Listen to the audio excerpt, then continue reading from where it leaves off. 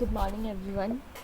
इस वीडियो में मैं आपको ये नहीं बताऊंगी कि हमारा टाइम कितना इम्पोर्टेंट है हमारे लिए। ये भी नहीं बताऊंगी कि हमें अपने टाइम को सेव कैसे करना है। जो मैं आपको बताऊंगी वो है सिंपल कैलकुलेशन। हम अपने टाइम को कैसे मेजर कर सकते हैं। ये वीडियो थोड़ा सा लंबा हो जाएगा पर प्लीज़ इसे स्किप मत करिएगा अगर आप सच में अपने टाइम की वैल्यू जानना चाहते हैं तो। उससे पहले मैं आपको ये बता दूँ, मैं एक आर्टिकल रीड कर रही थी जेम्स क्लियर का, तो मुझे लगा मुझे आप सबके साथ भी ये शेयर कर देना चाहिए। तो चलिए हम स्टार्ट करते हैं। हम जितने भी लोग हैं हम अपने टाइम का एक प्रॉपर यूज़ नहीं करते। अगर कोई बंदा अपना टाइम कुछ प्रॉफिटेबल कुछ कमाने में करता है वो पैसा ज़्यादा कमाता है। अगर एक बंदा अपना टाइम इन्वेस्ट करता है दूसरों में तो उसके रिलेशनशिप ज़्यादा हो जाते हैं। अगर वो कुछ करियर बनाने में अपना टाइम पे इन्वेस्ट कर सकता है तो बाद में उसे एक स्टेबिलिटी मिल जाती है इंजॉय करने की। और अगर वो अपना टाइम किसी भी प्रोजेक्ट पर काम करता है जो सोसाइटी के लिए अच्छे हैं तो वो सोसाइटी में कंट्रीब्यूट करता है। तुम्हारे पर है, तुम्हें वेल्थ चाहिए, फ्रेंडशिप चाहिए, फ्रीडम चाहिए, इम्पैक्ट चाहिए, तुम्हें अपना टाइम किस तरह से स्पेंड करना है। इसमें हेल्थ वगैरह भी इंक्लूडेड है। पर तुम्हें एक बात का और ध्यान रखना होगा कि तुम एक टाइम पे एक ही चीज़ कर सकते हो। मतलब तुम एक टाइम पे सब कुछ हासिल यहाँ पर नहीं कर सकते और एक चीज़ हासिल करने के लिए भी तुम्हें पूरा एफर्ट लगाना होगा। ये जो इसका आर्टिकल था ये क्या था, व्हाट इज़ 1 आवर वर्थ। जो हमारा 1 आवर है वो हमारे लिए क्या है, हमें तो यही नहीं पता, तो हम अपना टाइम कैसे मैनेज कर लेंगे। बहुत सारे कहते हैं कि हमें 24 आवर्स का हमने टाइम टेबल बनाया, जब तक हमें यही नहीं पता होगा कि हमारा जो 1 आवर है 1 घंटा हम अपना कहाँ पर लगा रहे हैं। ये जो राइटर था ये कुछ टाइम पहले शॉपिंग करने गया, एक स्मॉल ट्रैवल बैग इसने लेना था। इसे एक बैग पसंद आ गया, वो जस्ट $19 का था। नॉर्मल सी बात है, $19 अफोर्डेबल होते हैं। पर उसमें एक प्रॉब्लम थी कि जो बैग की कंपनी थी वो यूनाइटेड किंगडम थी और उसे यूनाइटेड स्टेट पर आने के लिए $45 की शिपिंग लगनी थी।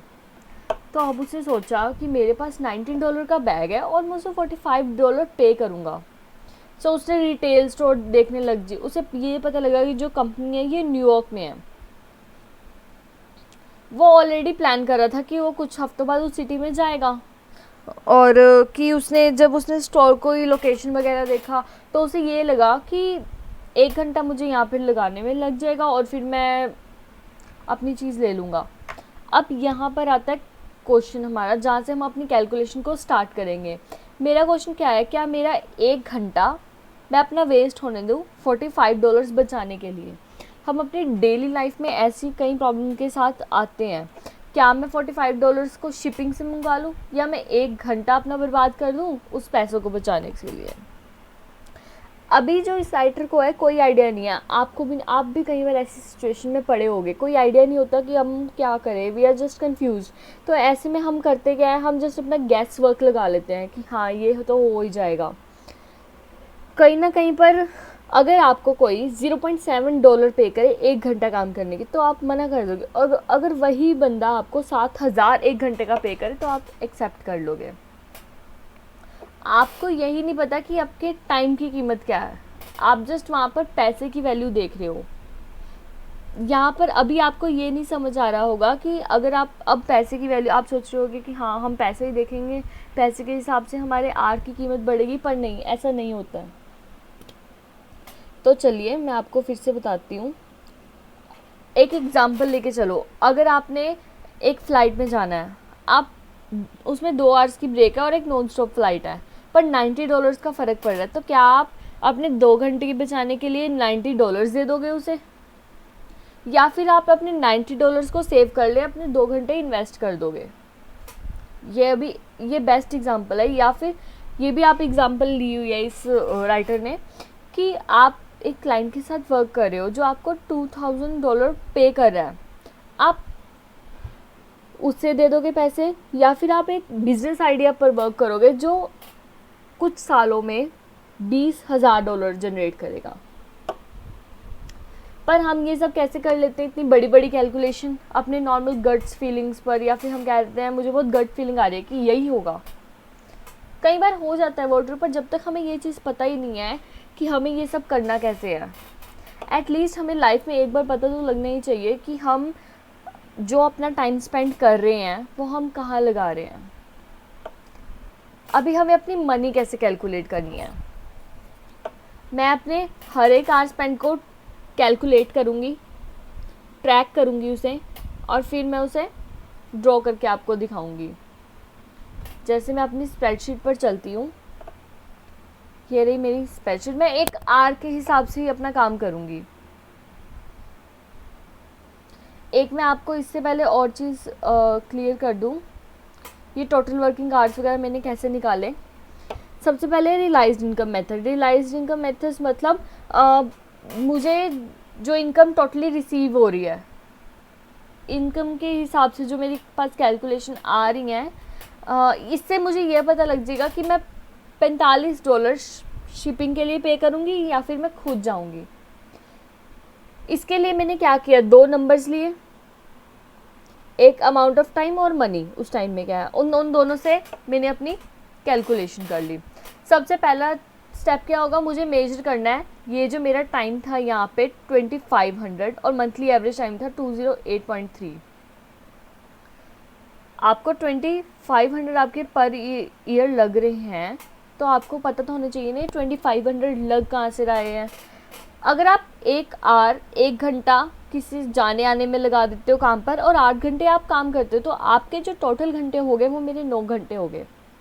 इस हिसाब से हम अपना टाइम ऐड करते हैं कि मुझे एक काम में आने जाने में जितना टाइम लगा वहाँ पे मैंने कितना टाइम स्पेंड किया और जितना टाइम काम किया, ये सब मिलाकर मुझे मेरा 1 ईयर का टाइम निकलेगा। अगर तुम्हें भी ऐसा लग रहा है कि तुम्हें पता नहीं लग रहा कि तुम्हारा एस्टिमेट टाइम कितना है, तो स्टार्टिंग में मुझे भी नहीं पता लग रहा था। जब मैं ये मेरे राइटर का पढ़ा तो इस राइटर को भी स्टार्टिंग में नहीं पता था, मुझे भी नहीं पता था। तो जस्ट थोड़ा सा दिमाग पर जोर दो। मैं आपको ये सब क्यों कह रही हूँ, आप अगर टाइम नहीं भी निकालोगे तब भी इतना कोई आपको फ़र्क नहीं पड़ेगा। बट अगर आप अपनी लाइफ में एक बार अपना यही नहीं निकाल सकते कि आपका टाइम कहाँ पर स्पेंड हो रहा है, तो शायद आप थोड़ी सी गलती कर रहे हो कहीं ना कहीं पर। मैं आपको ये कहूँगी कि अगर आपके पास नहीं आपको टाइम कैलकुलेट होगा, हम एक फ़िक्स टाइम लेके चलते हैं 2500 पर वीक एट ए स्टार्टिंग पॉइंट। हमने क्यों ले लिया ये टाइम, ये भी ये राइटर ने बताया हुआ है। अगर आप 10 आवर पर घंटे किसी भी काम पर स्पेंड कर रहे हो तो 5 वीक्स के अंदर आप 50 घंटे का काम कर रहे हो। 2 वीक वेकेशन की ऑफ भी है तो 25 आवर ही बनते हैं। अगर आपके पास कोई और एडजस्टमेंट है तो आप उससे अपना टाइम कैलकुलेट भी कर सकते हो। ये रहा मेरा टाइम निकल के आ गया 2500। अब मैंने देखा कि स्टेप 2 मेरी मनी कितनी है, मेरी एनुअल इनकम कितनी है। मुझे एनुअल में अर्न हो रहा है 35,000, जिसमें मेरे टैक्सेस वगैरह के कट के $8750 और मेरे पास होम पे मतलब मुझे कितने बाय हैंड जो मुझे टेक होम पे मिल रहा है वो मिल रहा है मुझे 26,250। ये मुझे मिल रहा है मेरा टाइम। इसमें इन्होंने बस यही किया है, अपना सारा टाइम वगैरह इन्होंने कैलकुलेट कर दिया है टैक्सेस वगैरह निकालने के बाद। और इसके बाद आएगा मुझे अब इसे ट्रैक करना है कि जो मैंने अब कैलकुलेट किया है वो मैं कैसे निकालूंगी। अब मैंने रियलाइज्ड इनकम मेथड, मैंने आपको बताया था रियलाइज्ड इनकम मेथड क्या था, जो मुझे एक्चुअल में मिल रहा है वो मेरा होगा रियलाइज्ड इनकम मेथड।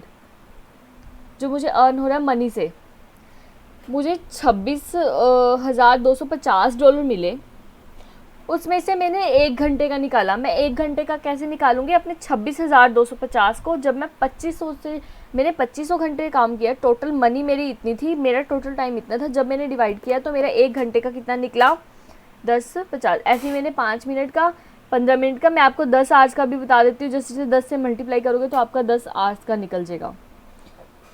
मतलब मेरा 1 घंटे का रेट हुआ 10.50।